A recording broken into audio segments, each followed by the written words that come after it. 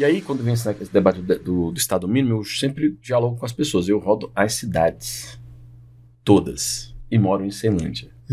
Você vai chegar em qualquer periferia do Distrito Federal, qualquer população DF hoje, a gente for ali agora na rodoviária fazer uma pergunta, você tem médico lá no seu hospital? Não tem.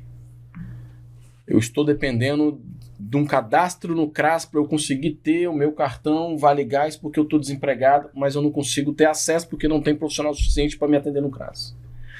Meus filhos voltam cedo para casa porque a escola que ele está não tem um professor e o professor, então ele volta para casa. Meu filho não tem creche, então eu tenho que trabalhar e pagar uma mãe crecheira. Então não tem Estado. O Estado já é mínimo há muito tempo para um conjunto grande da população. Sim. A questão é mínima para quem, né? Para quem? Na verdade, o processo de privatização é a tomada que o capital faz do Estado para si, né? O Amanda falou que o Estado, esse discurso do Estado mínimo é para os outros, né? O Estado é sempre máximo para o dono do capital.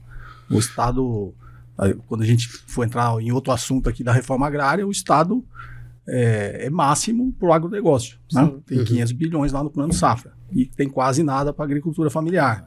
Tem quase nada destinado para uma reforma agrária. Não tem nada. Então, esse discurso do Estado mínimo é diversionista. Né? E eu acho que a luta política, principalmente da classe trabalhadora e os sindicatos, é muito mais essa conscientização política de que o modelo que aí está construído, ele trabalha desse jeito, funciona desse jeito. Então, quando você, pegando aqui alguns ganchos aqui, quando você falou, a empresa não faz propaganda, consuma mais água, ande mais de metrô, porque quando você privatiza, ele está preocupado em maximizar o lucro com aquela demanda que já existe. E como o deputado falou, até inclusive se ela baixar, porque o Estado, na licitação, já garantiu uma demanda mínima. Então, tudo que a empresa privada vai fazer é maximizar o lucro o que já está ali instalado, o que já tem de demanda.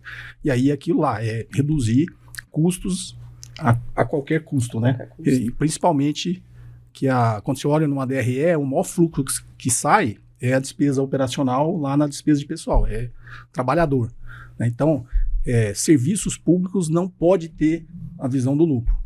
Tem que saber, eu costumo brincar quando as pessoas tentam simplificar igual. Você veio de carro para cá. Qual lucro você teve de vir de carro para cá? O transporte não é feito para dar lucro. Eu vim para cá, qual o lucro que eu tive? Nada, só custo. Então, transporte, bens públicos é custo. E o custo tem que ser bancado pelo Estado. Porque o Estado se a gente for pegar na história, né, quando o Estado foi criado, desde John Locke, Thomas Hobbes, o Estado é um terceiro que regula uma relação desigual. E nessa relação desigual, ele tem que estar do lado do mais fraco, não do mais forte. E o Estado foi tomado, na democracia burguesa, tomou o Estado para si, né? A burguesia tomou o Estado. E aí quando eu falo burguesia, hoje no contexto é difícil, que eu acho que essa luta política, sim, a Amanda estava falando aqui sobre empreendedorismo. Hoje o pequeno empreendedor, ele acha que ele é burguesia. Ele não é. Lá no Mar, ele é pequeno burguês. Quando eu estou falando burguesia, é o detentor do grande capital, dos grandes meios de produção. Então, essa luta política é a gente conscientizar o povo, a classe trabalhadora, que todos nós somos classe trabalhadora. Sim. Né? Porque a privatização, a terceirização, a quarteirização é uma forma que o capital encontrou de dividir a classe trabalhadora. Sim. Então, quando eu terceirizo, que eu estou dizendo, Marcos, se é meu empregado, abre uma empresinha, eu vou terceirizar, você vai ser agora um empreendedor, se a gente vê aqui o empreendedorismo, eu estou passando para você o risco de administrar outros trabalhadores e estou passando também um papel para você pressionar esses trabalhadores. Então, se a gente fosse pegar na história também, é o novo capitão do mato, né? Você não quer ser o escravo, você vai ser agora o capitão do mato, é você que vai chicotear o pessoal. Sim. E aí esse cara passa a achar que ele é empresário também, que ele é burguês, e ele começa a reproduzir isso para baixo. Então, que é o sonho do oprimido é ser opressor, né? Sim, então, Paulo Freire. Eu acho que os sindicatos, as formas que os trabalhadores têm de se organizar via sindicato, a gente estava comentando antes, é um sentido muito mais político do que econômico, do que uma simples luta por melhores condições de trabalho. Não, é uma luta política para que quando cheguem representantes nossos, né, lá no parlamento, como deputado, ele reproduza essa vontade política da classe trabalhadora. A gente sair do discurso dos liberais, né, do liberalismo, do neoliberalismo, que é sempre o discurso de tentar dar um enfoque econômico. Tem muita coisa que eles dão um enfoque econômico e dão de forma errada. Então, eu até gravei um vídeo e eles botaram a lista de empresas estatais que deu prejuízo. Falei, primeiro, tem empresa estatal que não foi feita para dar lucro. Se ela deu, foi um déficit. Né? Segundo, que quem colocou aquilo lá não sabe olhar uma demonstração financeira. Porque quando você olha num projeto de investimentos, você nos primeiros anos, obviamente, quando você faz a carga de investimento, ela não vai dar lucro, é óbvio. Nenhuma empresa, nem privada faz isso, muito menos uma estatal. Então você não pode olhar com esse enfoque econômico da loja de lucro. Você tem que ver, quando eles falam dos Correios, os Correios, por incrível que pareça, é uma empresa que de vez em quando dá lucro. Deu prejuízo agora. Mas pega aí o USPS, que é os Correios americanos estatal.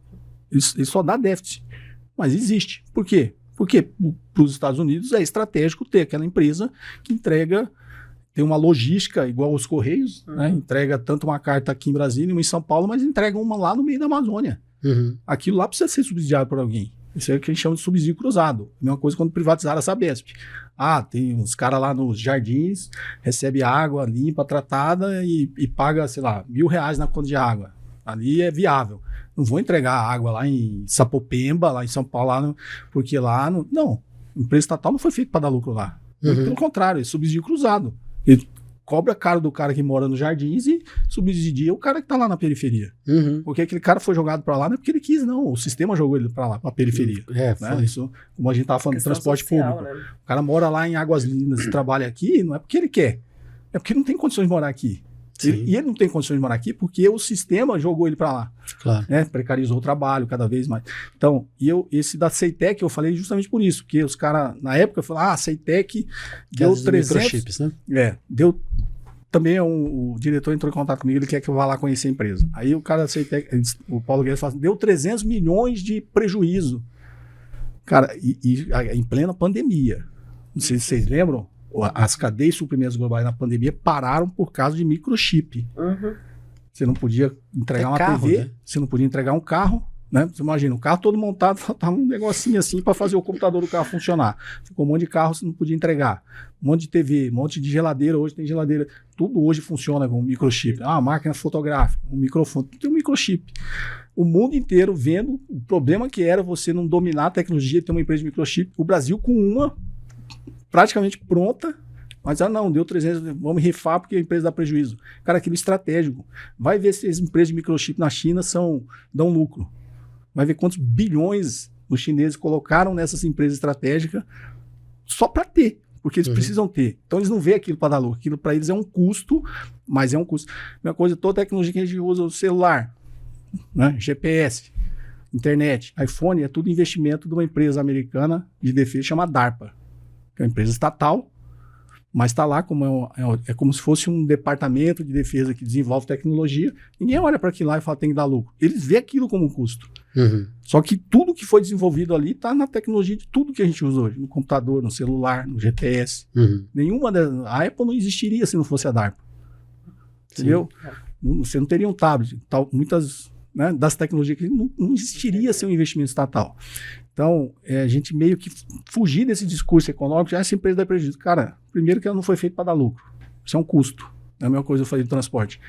Se eu for discutir e falar, eu tenho que terceirizar, tenho que privatizar aqui o meu carro, porque está me dando prejuízo. Cara, o carro para mim, o transporte para mim é um custo.